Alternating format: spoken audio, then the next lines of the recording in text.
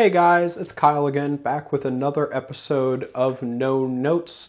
This is going to be the episode coming out on Thursday. I'm recording it right after my last episode, but I did have something else that I wanted to talk about, and I actually wanted to make this episode last week, but then I stretched it into the kind of deeper conversation about Iran that I got into. And I want to talk about soft power. Being somebody who went to college for political science, we spend a lot of time talking about this kind of stuff. And I think it's important for the current world politics that we find ourselves in. I hope I don't get too academic and too far into the weeds here. But I think as we go forward into a new era of foreign policy, where things like AI, technological warfare, and these kinds of things are dominating the geopolitical landscape, soft power is going to slowly become more and more important, even more so than it was in a time like the Cold War, compared to hard power, things like nuclear weapons and the size of a military and things like this. So, first off, what is soft power? Soft power is essentially influence that is exercised either culturally or economically elsewhere on the globe, externally, in order to push forward some kind of agenda of national interest. So what does that mean? I think the easiest example of something like this is what China is currently doing with the Belt and Road Initiative. Now, I don't want this to be misconstrued as praise for the Chinese Communist Party or the humanitarian situation in China or any of that stuff. It is a purely policy analysis of the Belt and Road Initiative. But that initiative in itself is in some ways kind of brilliant because it takes the extremely large, efficient, and powerful economy of China and uses it to further their geopolitical interests around the globe. Now, how does that play out? Well, the kind of crown jewel, so to speak, of the Belt and Road Initiative is Africa. Africa is historically a continent that has been underdeveloped, historically lots and lots of poverty, lots of poor workers, a lot of people who are beholden to their work. There's some places in Africa where slavery and indentured servitude is still, if not the norm, normalized in their economies.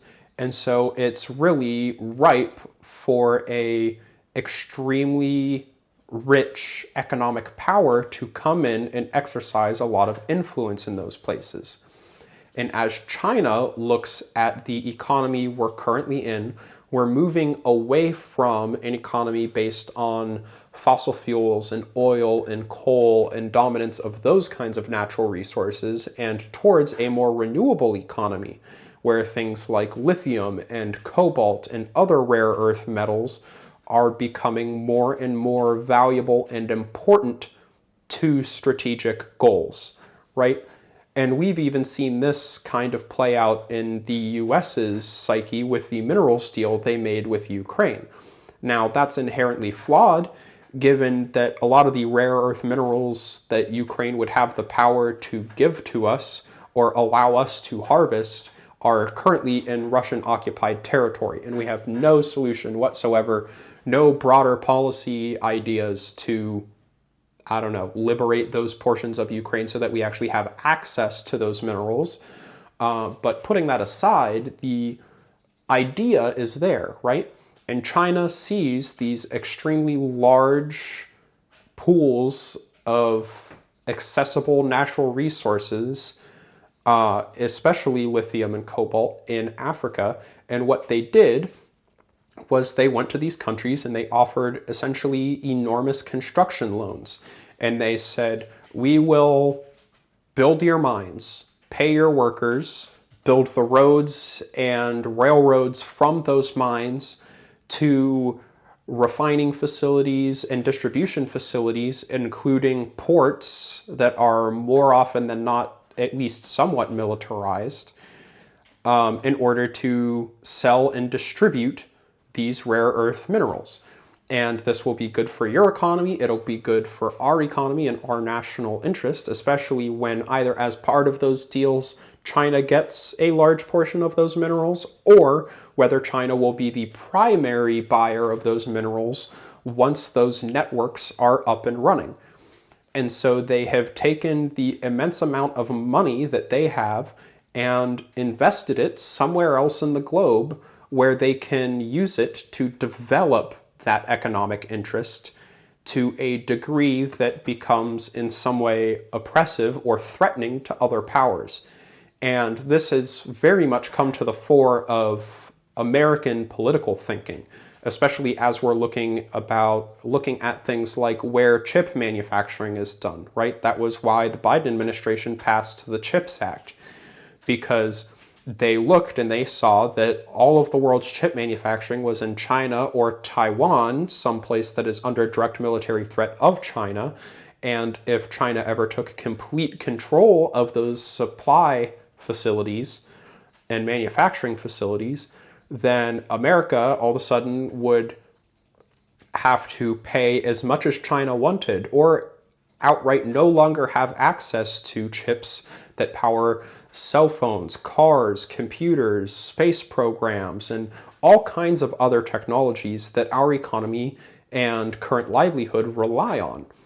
And so they said, we want our ability to produce these chips to be separate from the geopolitical threat posed by China.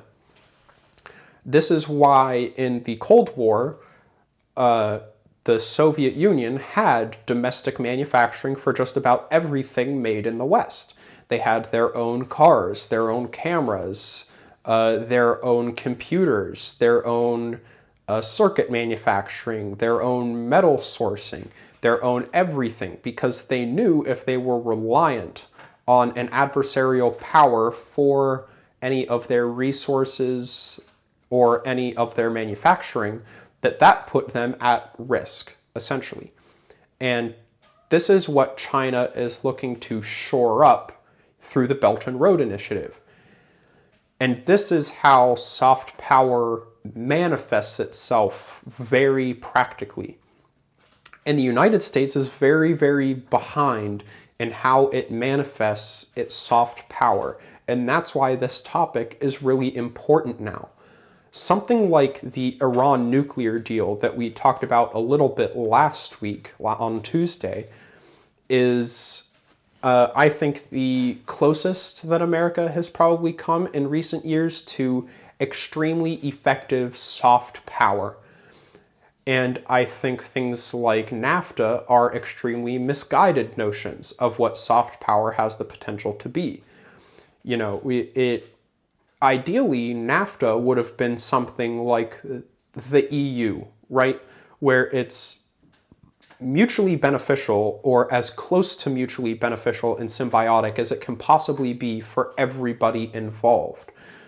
But in these kinds of situations, you're talking about totally free trade, relatively open borders, all things considered. And America decided that they didn't want those things outright, because it didn't want the relationship with Mexico and Canada and other powers in our hemisphere to be symbiotic. They wanted it to be purely beneficial to them. And while China has certainly managed to create some deals in the Belt and Road Initiative that were purely beneficial to them, it's also worth noting that while mostly beneficial to them, it did still provide benefits to the people in Africa. We have seen genuine improvements in the quality of life in Africa. Poverty rates have went down, and there are downsides to this, don't get me wrong, in the kind of indentured servitude adjacent situation it puts these countries in. You know, in a lot of cases, these debts are not something that they'll be able to pay back even with their newly developed industry. But these countries at least feel that this relationship is symbiotic. And there was never really that impression with NAFTA. It was very much something that was to the kind of GDP and national economic interest of America, while at the same time being totally fine throwing American workers under the bus to a very large degree. And we see the backlash to that in things like the Tea Party, and that kind of led to the movement that got Donald Trump elected in our country. But you also see that manifest in the labor conditions in these countries and the cost of living crises in places like Canada, are all kind of downstream effects of NAFTA in one way or another, and its successor deals from the Trump administration.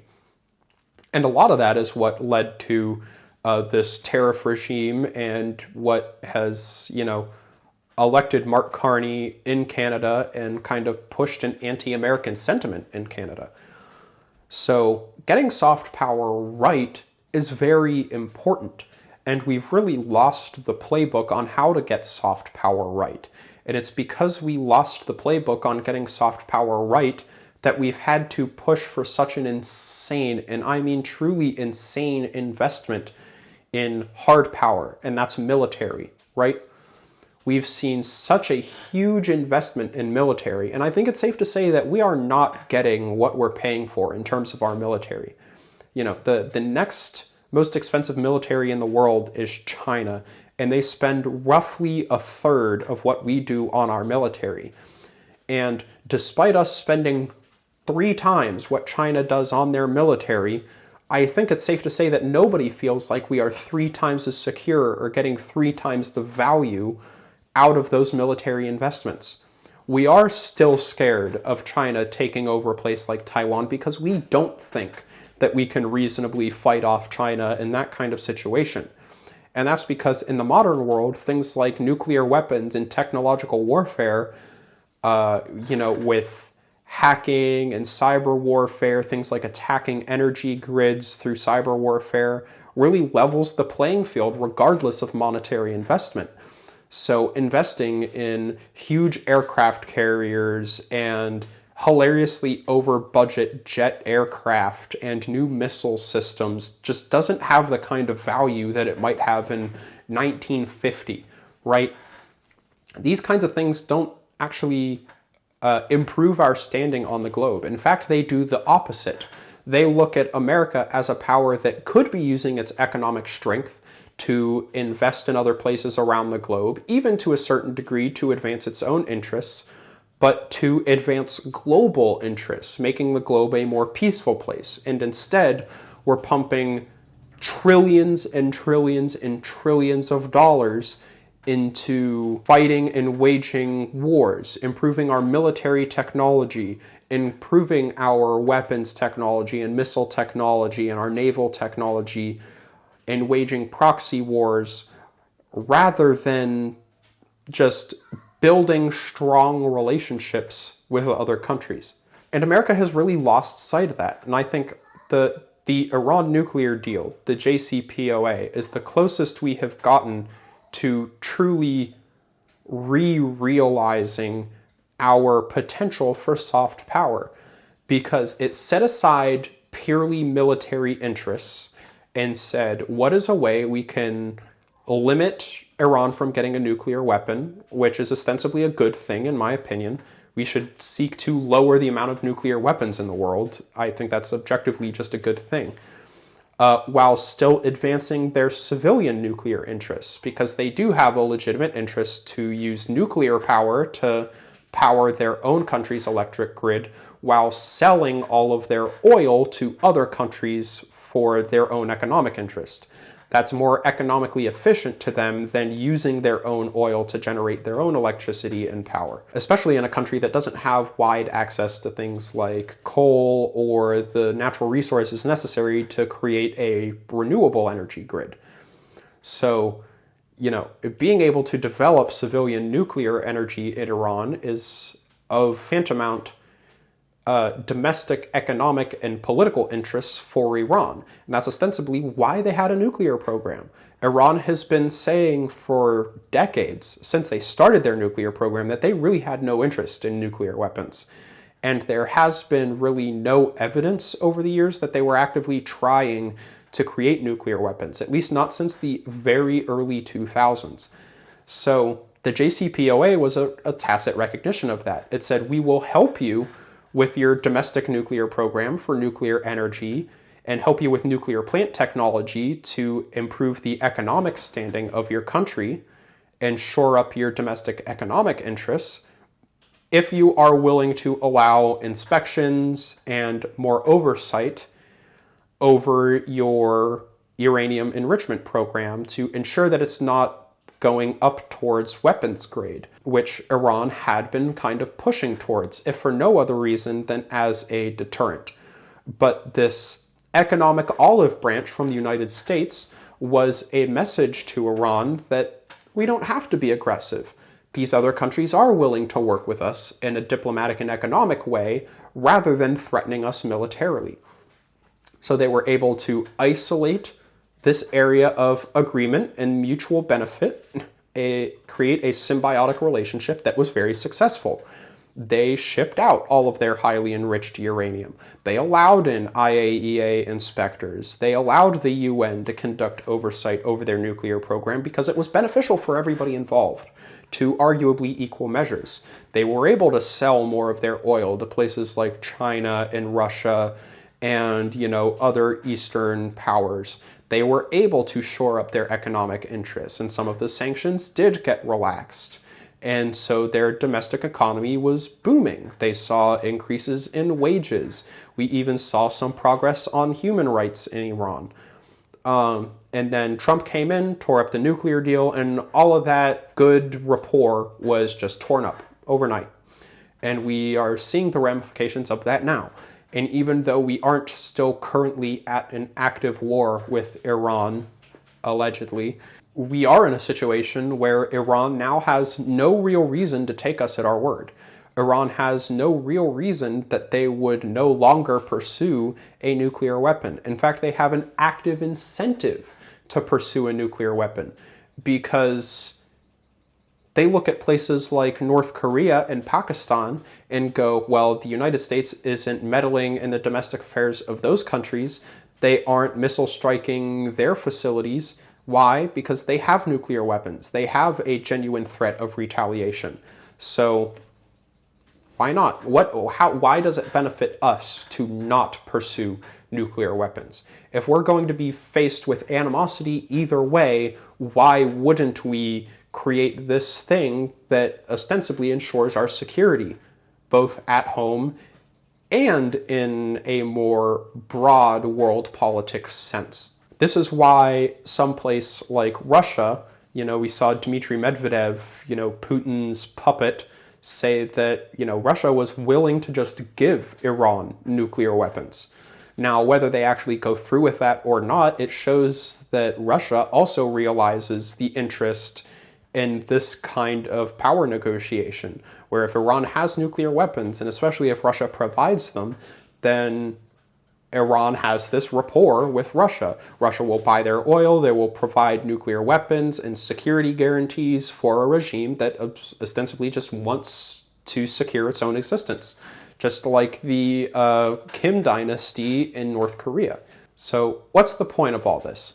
Well, the point is that the United States really needs to circle back to its era of soft power and figure out a way to make soft power really work for them.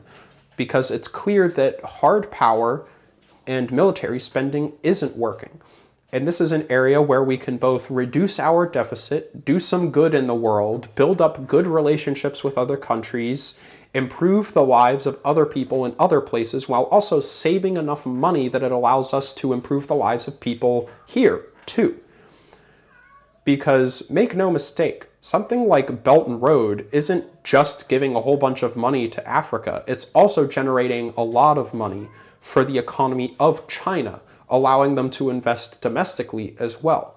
So it's kind of a farce, it's kind of a non sequitur, a false assumption that when you do foreign aid, you're just dumping money into the pockets of other people in other countries, never to be seen again. No, foreign aid is in investment.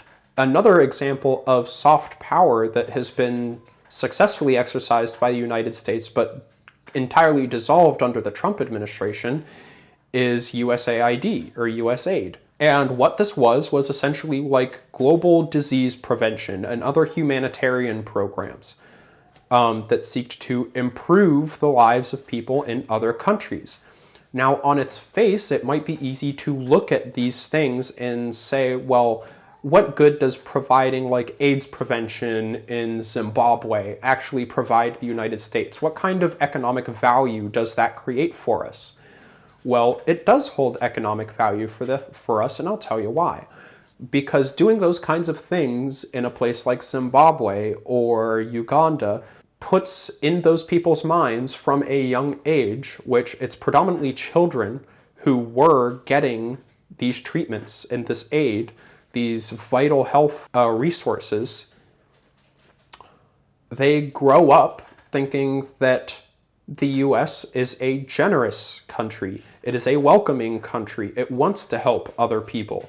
And so as those people grow up and maybe go to college, which they wouldn't have been able to do without this life-saving medical aid, maybe they go to college and then maybe they study in America and then maybe they come to America bringing their skills with them, which is beneficial to us. We want ideas from around the globe.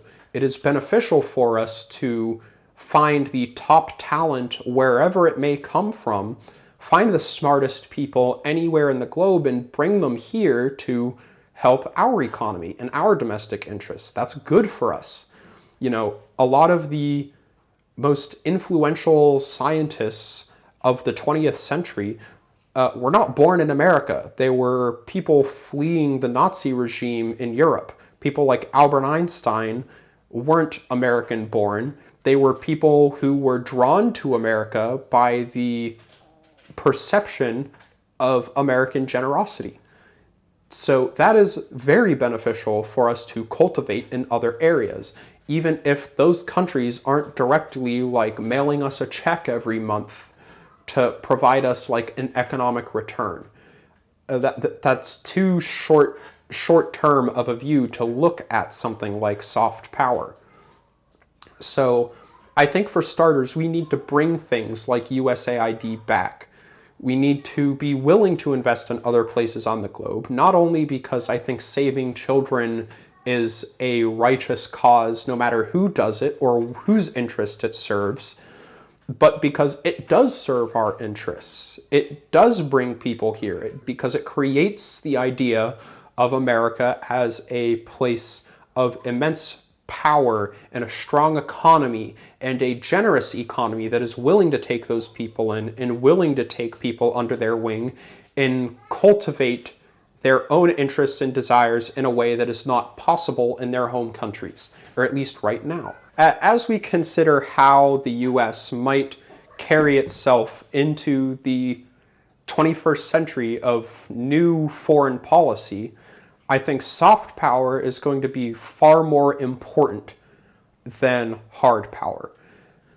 Those kinds of economic investments in other countries are going to prove a whole lot more valuable and a whole lot more powerful on the global political stage than any kind of military investment. No missile is going to provide the kind of value that something like USAID or the JCPOA provided. No new military technology is going to give the United States more geopolitical power than it already has. We've already invested trillions and trillions and trillions and trillions of dollars into our military. You know, the budget currently under deliberation will have our military budget over $1 trillion per year. And what is that getting us around the globe? It's getting us animosity. It's getting us hostility. It's getting us a world that thinks the United States sees the world as something to be conquered, when it's clearly not. It's clearly not. We're not in the, 19th century of, Napoleon, or 20th century of the Hitlers and Stalins who think that, expanding national borders is how we advance our own interests. No, the modern power exercise is things like the EU, where everybody benefits from that agreement. All of those countries become more powerful as a whole together. They shore up their own interests, both domestically and abroad, by cooperating with one another, not building up their militaries to a degree that they are hostile to one another, or even appear hostile to other countries around the globe. And we see the countries who do still fight in that way, like Russia, as like global enemy number one. And that is where America is going to be if we don't reverse course and return to the policies that created things like USAID and the Peace Corps and the Iran nuclear deal and all of those good things that were doing genuine good work around the world. And, I think if we get back there, we will be in a more peaceful world. We will be in a better world. We will be in a world with less poverty and less disease. And we'll be in a world where America can, once again, be a place that is viewed as a center of progress and generosity for the world. If you like that, go ahead and leave a comment below. I'll be more than happy to discuss with anyone. And go ahead and like and subscribe to the channel. Watch some of my previous No Notes videos. I think a lot of them are still relevant. And yeah, I'll see you again next week. Peace.